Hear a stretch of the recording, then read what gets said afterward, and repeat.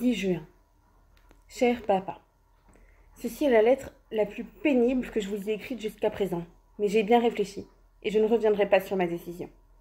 C'est un mouvement très généreux et affectueux de votre part de me proposer de faire un voyage en Europe cet été. Sur le moment, l'idée m'a presque tourné la tête, mais très vite, j'ai senti que ce ne serait pas raisonnable. Ce serait plutôt absurde, en effet, de refuser l'argent que vous m'offrez pour étudier à l'université, puis d'en profiter pour partir en vacances. Il n'est pas bon de s'habituer à trop de facilité. Car s'il est aisé de se passer d'un bien-être que l'on n'a jamais connu, il est terriblement difficile de renoncer aux choses que l'on considère comme siennes, ou allant de soi. La vie en commun avec Sally et Julia est une terrible épreuve pour ma philosophie stoïcienne. Ayant vécu dans l'abondance depuis leur enfance, toutes deux acceptent le bonheur comme un état de fait. Selon elles, le monde se doit d'exaucer tous leurs vœux. Peut-être ont-elles raison. Il semble en effet qu'ils reconnaissent sa dette et s'en acquittent. Mais en ce qui me concerne, le monde ne me doit rien, et me l'a fait clairement savoir dès le début. Je n'ai donc pas le droit de vivre d'emprunt, car viendra un temps où le monde me refusera tout crédit. Je patauge dans une mer de métaphores, me direz-vous. J'espère pourtant que vous me comprenez. En tout cas, j'ai la conviction que la seule chose à faire pour moi cet été, c'est d'enseigner, et de commencer à gagner ma vie. Magnolia, 4 jours plus tard. Figurez-vous que ma lettre a été interrompue par l'arrivée de la bonne qui venait m'annoncer la visite de M. Jervy. Lui aussi a l'intention de voyager cet été. Non pas avec Julia et sa famille, mais seul, de son côté. Je lui dis que vous m'aviez invité à partir également avec un groupe d'autres filles, en compagnie d'une dame qui nous servirait de chaperon. Or, savez-vous, papa, qu'il vous connaît? C'est-à-dire qu'il sait que mon père et ma mère sont morts, et qu'un homme généreux m'envoie à l'université. Je n'ai simplement pas eu le courage de lui parler du foyer de John Grier et de tout le reste. Il croit que vous êtes mon tuteur légitime en qualité de vieille amie de la famille. Je ne lui ai pas dit que je ne vous avais jamais vu. Cela aurait pu lui paraître étrange. Quoi qu'il en soit, il a insisté pour que je fasse ce voyage en Europe. C'est selon lui une part importante de mon éducation, et je ne devrais pas refuser cette occasion.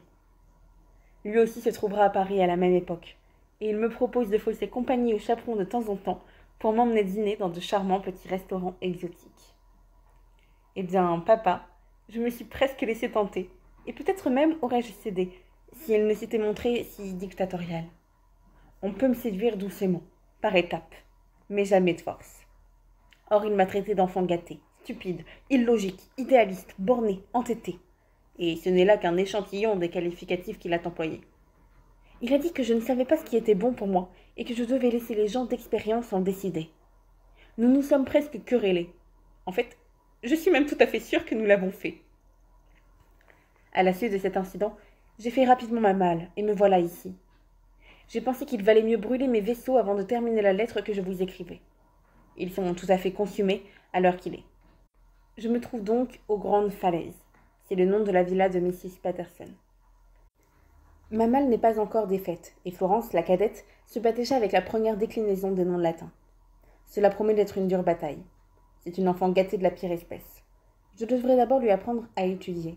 Je crois bien qu'elle ne s'est jamais concentrée sur autre chose dans sa vie que sur les glaces et les sorbets.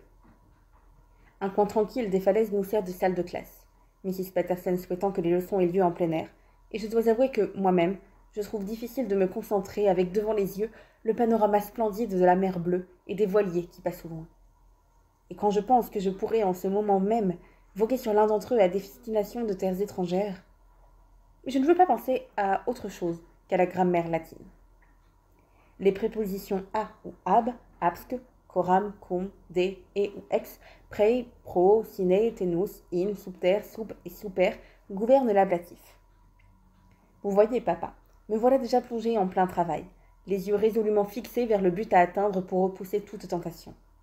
Ne m'en veuillez pas, je vous en prie, et ne pensez pas que je suis une ingrate et que je n'apprécie pas vos bontés pour moi, car je les apprécie ô combien. La seule façon de vous témoigner ma reconnaissance est de devenir un citoyen très utile. Mais les femmes ont-elles droit au titre de citoyen? Je n'en suis pas sûre. Disons donc une personne très utile. Ainsi, quand vous penserez à moi, vous pourrez dire « J'ai donné au monde une personne très utile ». Cela sonne bien, n'est-ce pas, papa? Mais je ne peux pas vous tromper. Il me tient souvent à l'idée que je ne suis pas du tout remarquable, et si cela m'amuse d'envisager une carrière selon toute probabilité, Je ne serai jamais qu'une personne tout à fait ordinaire. Je pourrais très bien finir par me marier avec un chef d'entreprise et me contenter d'être la muse de ses travaux. Bien à vous, vôtre, Judy.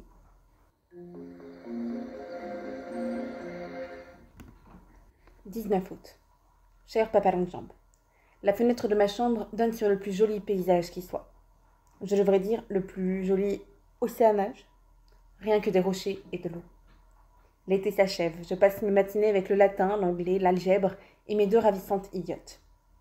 J'ignore si Marion pourra un jour entrer à l'université. Et si elle y entre, comment elle parviendra à y rester. Quant à Florence, son cas est désespéré. Mais quelle adorable petite fille. Je suppose que cela ne fait pas la moindre différence qu'elles soient stupides ou non, du moment qu'elles sont jolies. Pourtant, en les écoutant, on ne peut s'empêcher de penser à quel point leur conversation ennuiera leur futur mari, à moins qu'elle n'ait assez de chance pour épouser des hommes aussi stupides qu'elle est. C'est encore une possibilité. Le monde me paraît être un inépuisable réservoir de sots. J'en ai rencontré un bon nombre cet été. L'après-midi, nous faisons une promenade sur les falaises, ou bien nous allons nager si la marée le permet. Je nage maintenant comme un vrai poisson d'eau douce. Vous voyez que je commence à tirer parti de mon éducation. Une lettre de M. Jervie Pendleton est arrivée de Paris. C'est une missive plutôt brève et concise. Il ne m'a pas encore pardonné de n'avoir pas suivi son conseil. Pourtant, il m'écrit que, s'il ne revient pas trop tard, il viendra passer quelques jours à Lock Willow avec moi avant la rentrée universitaire. Et si je me montre très sage, douce et soumise, je rentrerai, à nouveau, me laisse-t-il entendre, dans ses bonnes grâces. Reçu également une lettre de Sally. Elle m'invite à les rejoindre dans leur camp pendant 2 semaines en septembre. Dois-je encore vous demander la permission, papa, ou bien suis-je assez grande pour agir comme bon me semble? Oui, je le suis. Je suis un ancienne, vous le savez. Ayant travaillé tout l'été, je me sens le droit de prendre une petite récréation salutaire. Je veux voir les Adirondacks. Je veux voir Sally et je veux voir le frère de Sally. Il va m'apprendre à canoter. Et c'est en fait mon argument principal, et il n'est pas très honorable. Je veux que M. Jervie vienne à Lock Willow et qu'il ne m'y trouve pas. Je dois lui montrer qu'il ne peut pas me dicter ma conduite. Personne n'est autorisé à le faire, excepté vous, papa. Et là encore, ce n'est pas toujours le cas. Je vais me promener dans les bois. Jeudi.